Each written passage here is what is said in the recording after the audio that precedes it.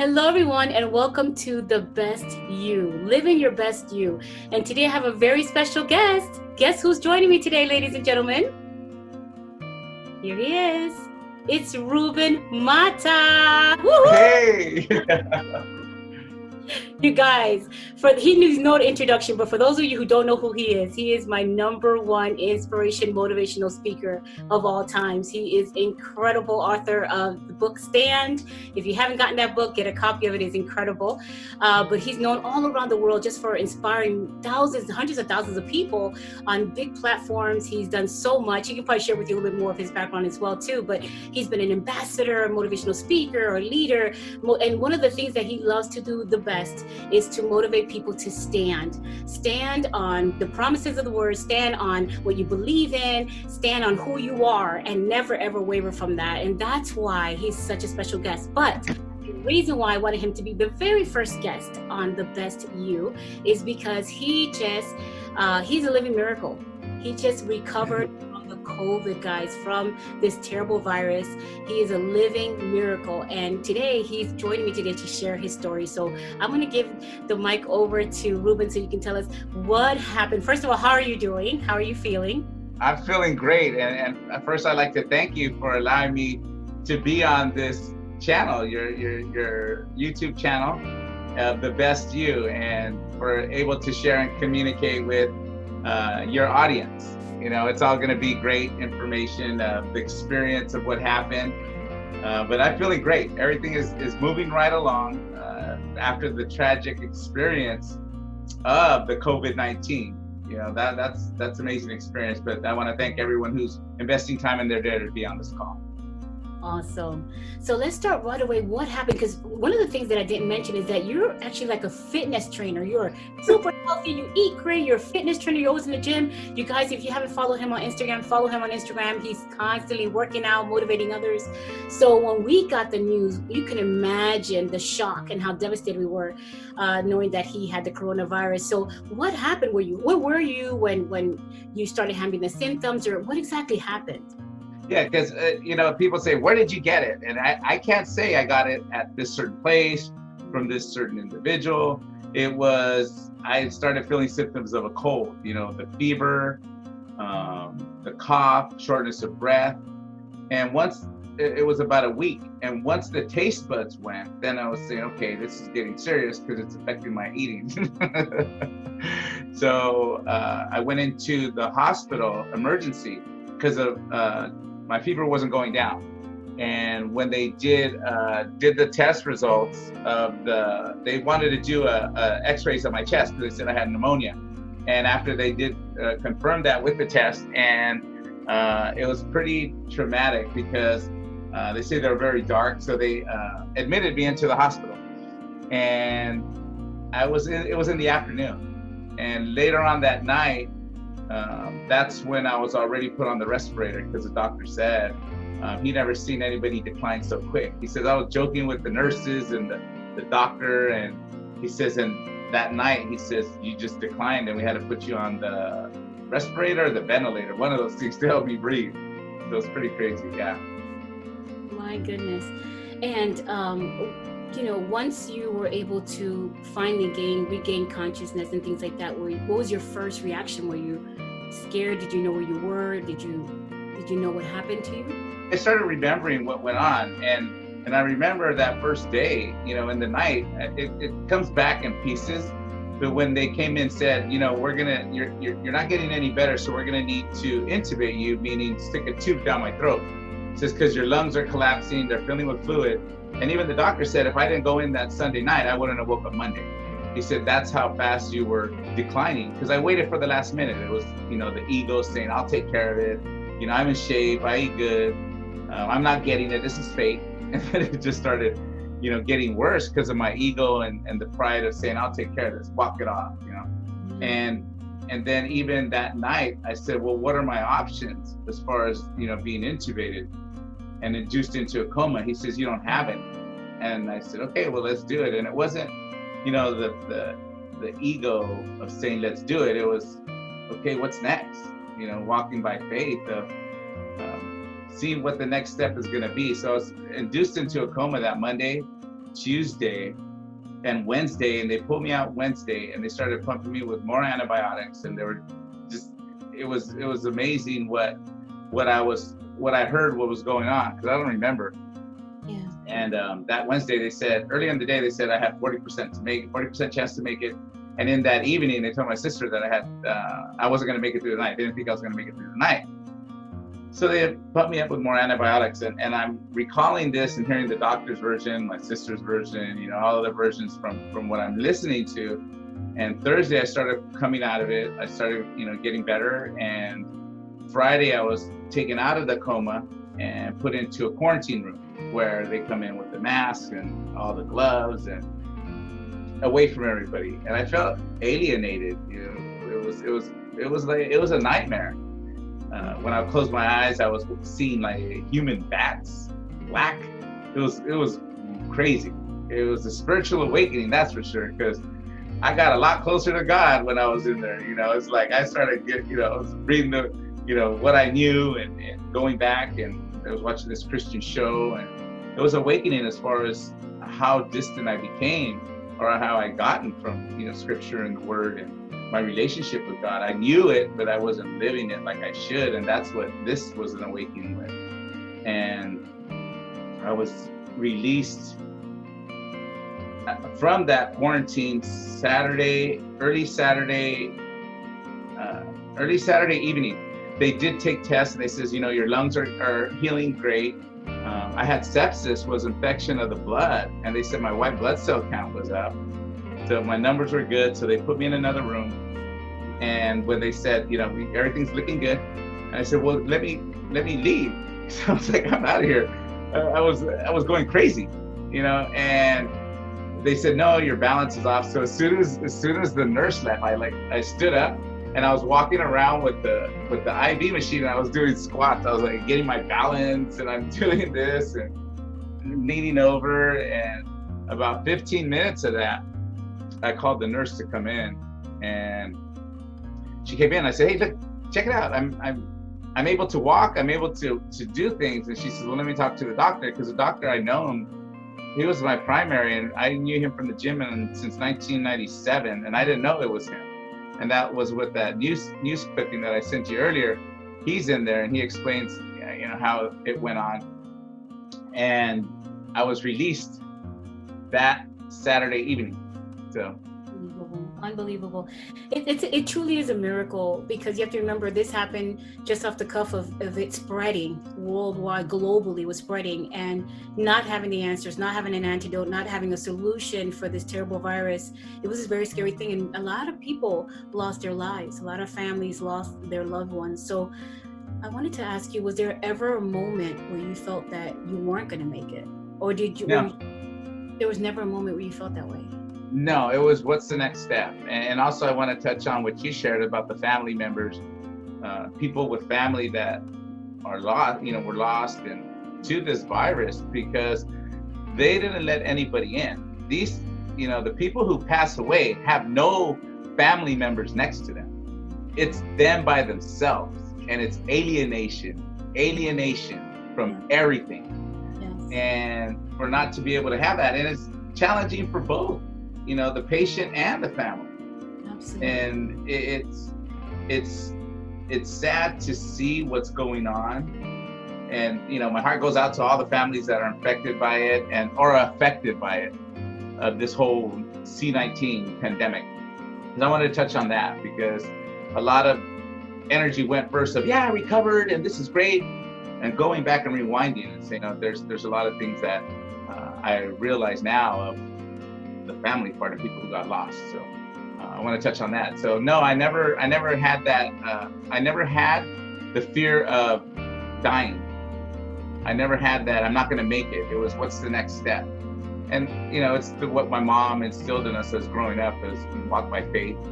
And also the NLP of what I do is that what our self-talk, what we tell ourselves. And they would say, how are you feeling? I said, I'm getting better by the minute. I'm getting better by the minute. And even though I was in a coma for 5 days, I had a catheter in, I couldn't walk, I couldn't do anything. Taste buds were gone, I couldn't even eat. And it's saying, getting better by the minute. and I was telling the nurses, thank you for releasing me today. You guys are amazing. And this was even before I was putting that in there. And in my head as well. That's all fun.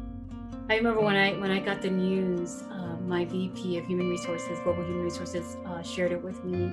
I was in pure shock. Again, you were the last person we would have thought in the hospital with this terrible virus. So it was a complete shock to me. My whole family was like, what's wrong with you? I was like, I'm in shock. I can't believe this is happening. Like, it was like realization hit home. Like, if he can be than any of us can. I mean, you who, again, has a very healthy lifestyle, is constantly in the gym, you work out, you know, you're trained, this is what you do. It's just, it was shocking for us. But I remember, you know, just kind of keeping tabs and wondering and asking if you were okay, you were getting better. So I remember the first time that I reached out to you was a few days later to see how you're doing. And I said, champion, you know, remember to stand. Remember to go back to your book and what you're known for.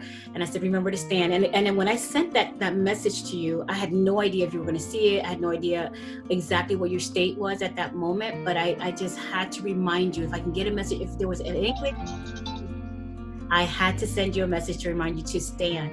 And you responded like in 3 minutes. And you're like, yeah, I'm doing better. I'm doing good. I'm like, what?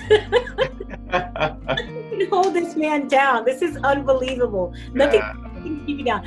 Where do you, because this channel is about the best you know, how to present the best you, how to live the best you can possibly live, in your best life. So when thinking about those things, and you yourself being an inspiration to so many people, what drives you, what motivated you, especially during that time? I mean, a part of you must have said, yeah, I want to know what's the next step, and I'm holding on to faith, and I believe I'm going to be okay, and I believe I'm going to make it, and that's great.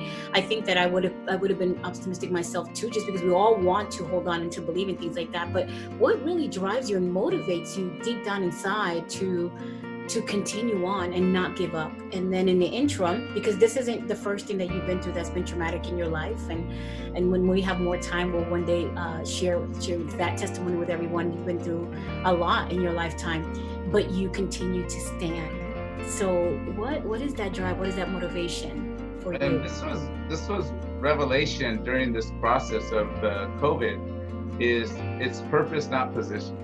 It's the purpose that I've been put on this earth. Is I've been given the gift to speak to multitudes, to many people, thousands of people all over the world. Now it's going to be with the purpose, and I feel it's with God's purpose. Awesome. Because it's to share a message that you could be an entrepreneur and you could be spiritual. You could have a relationship, and it's combining those two. And at first it was position, like I'm going to be the global trainer, and I'm going to speak all over the world, and I'm going to tell them about personal development and help them that way. And I, would give back Tuesday, feed the homeless, the youth and juvenile hall. We help a lot of the challenge, and it was great. But I was pulling away because my focus is more on, I'm this position of a global trainer. And it's like God said, wait, time out. Like Nebuchadnezzar, he pulled everything away because he thought it was him. And I guess I thought it was me, get the talent. And God says, no, I gave you that talent. Right. And he says, you're not using it for the right thing. And I felt I was stripped and humbled. And this was a realization of the drive that I have, that I've always felt the purpose is to help people. And now the purpose is to help people with scripture involved in a practical manner, so people could relate and open that relationship with God.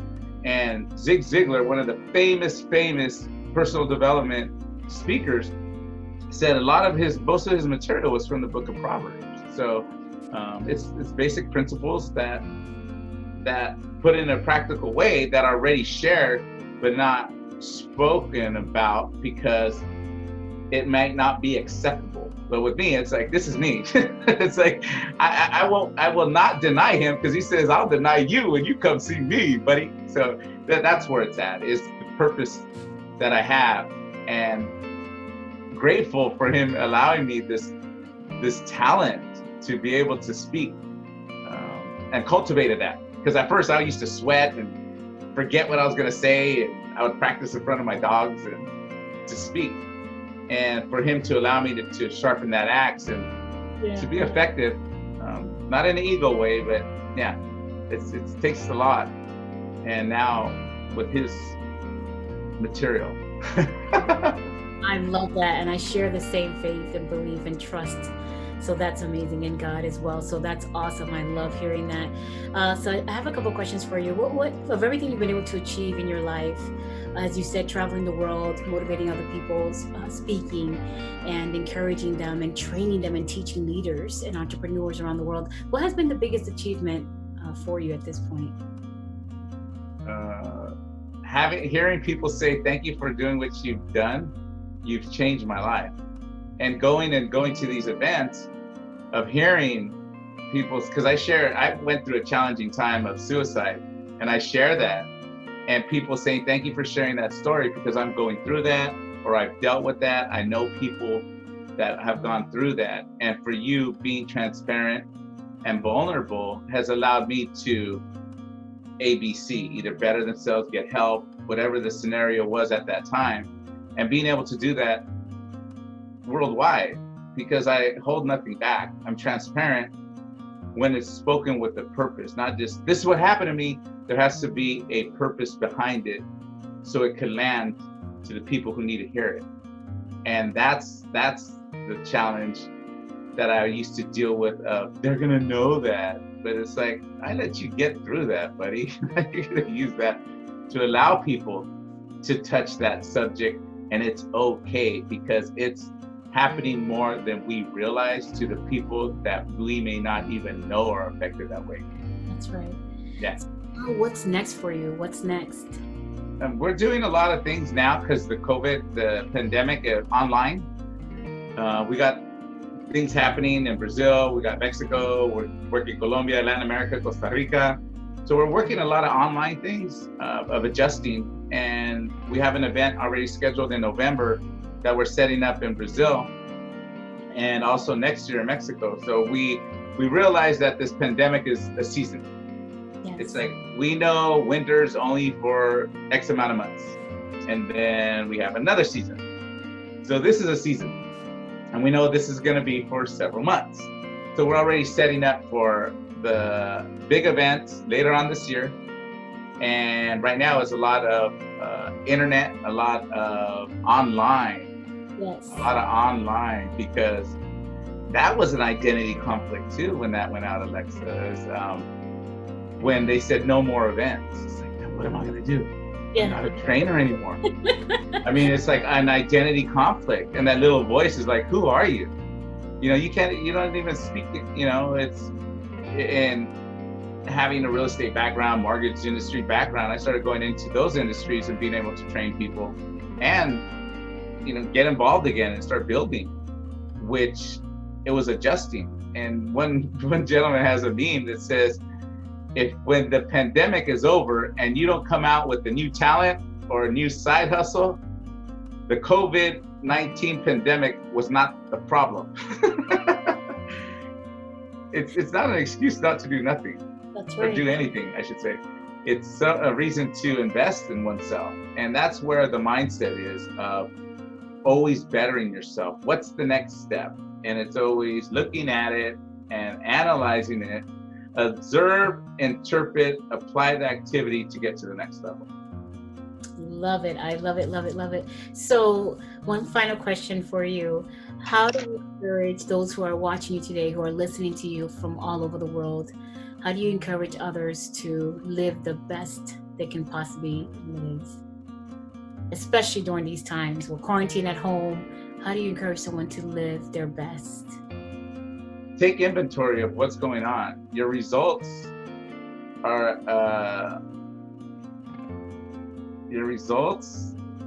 a dictation of your activity.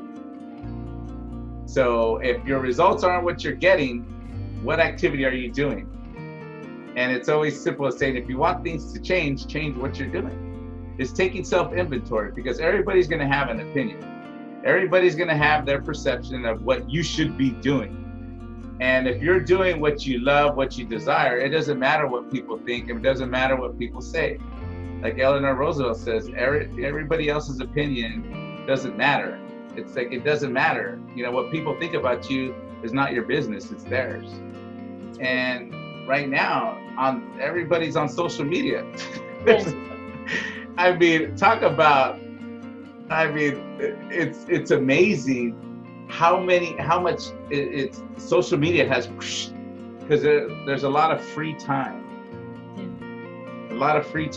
and that's take inventory of where you're at, and if you don't like the results, change, because you're the gatekeeper to your life.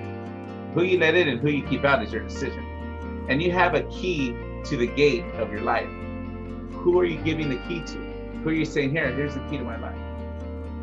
And if you're not getting the results, who has the key that you're allowing those results? Because you could lock the gate, say you ain't coming in, or you could open the gate and say come in. And if you're not having the results you desire, what are you letting in?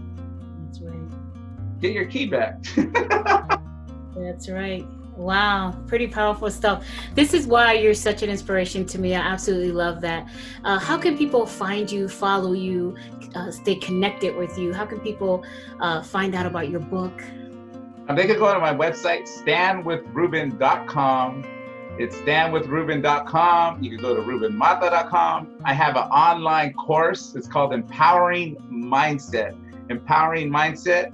You can go to empoweringmindsetnow.com, empoweringmindsetnow.com, and it's 5 courses with 5 PDF manuals to get you to utilize your mind to achieve everything you desire, to set up a navigation system that when it says, please return to the highlighted route, and you're like, oh shoot, I got to get back on track.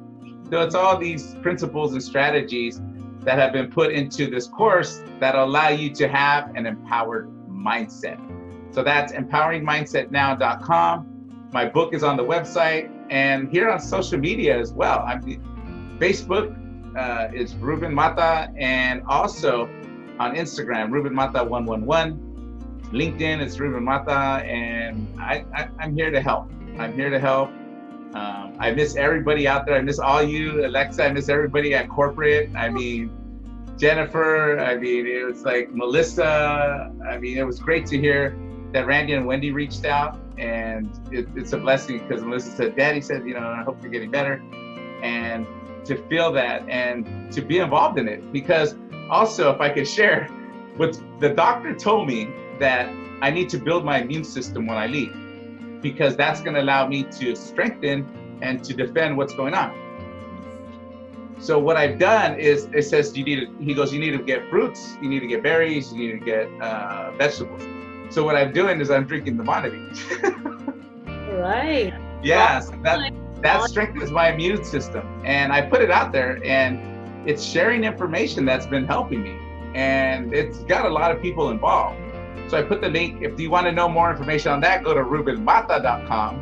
rubenmata.com. Go there, and it'll take you all information about what the juice I'm drinking is. Because now I also gave plasma. I gave my blood 2 weeks ago at the Red Cross, because plasma was created in my blood when I overcame the virus, that when they remove it from my blood, they could transfuse it in others to help them overcome the virus. And for that, to keep me strong and healthy, I'm in my immune system up, I am consuming the Monavie. So I could say it like this. Definitely, you guys, listen, get his book, connect with him, go on his website, connect with him. I have his book stand. It's on my desk at work. I look at it every single day. I have it prompted up so I can see the picture, and that I can be reminded on days that I'm having a tough day or it's a challenging day for me. As I work in human resources, many of you can imagine that sometimes can be stressful as we manage people. And so it's a great reminder just to see his book on top of my desk that says stand. And it just reminds me to continue on, because this is with a purpose, right? Everything. Yeah. purpose. And our purpose is to stand strong, stand on the word, stand on faith, stand on what we believe in, and not to give up. That's what the lesson here today is, not to give up, but to live the best you. So, ladies and gentlemen, I want you to subscribe to my channel. I want you to stay connected with me as well, because every week I will have a lot of amazing panelists that's going to join me, and they're going to share their stories as well. I'm going to have some training sessions and things like that on how to present the best you for interviews, for presentations, for meetings, for orientation, anything that you're going to do virtually. You want to present your very best. So definitely we want to stay connected with you. So subscribe to my channel, as I mentioned below. Subscribe to Ruben's channel. Get connected with him as well, because he's connected with me and we're connected with you and with everybody that's watching. So again, thanks again for joining us today. And I look forward to seeing you next time. Bye, guys. Bye, Ruben. Bye. Thank you.